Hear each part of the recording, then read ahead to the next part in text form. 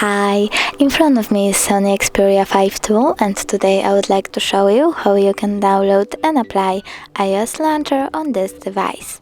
Firstly, open Play Store, then type iOS Launcher and download this app from this developer.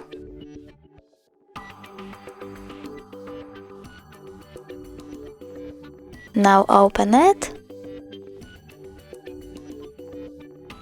click Allow and tap Home button.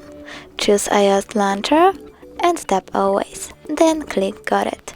As you can see, iOS Launcher was applied successfully on my device. Thanks so much for watching. If you enjoyed this video, don't forget to leave a like, comment and subscribe.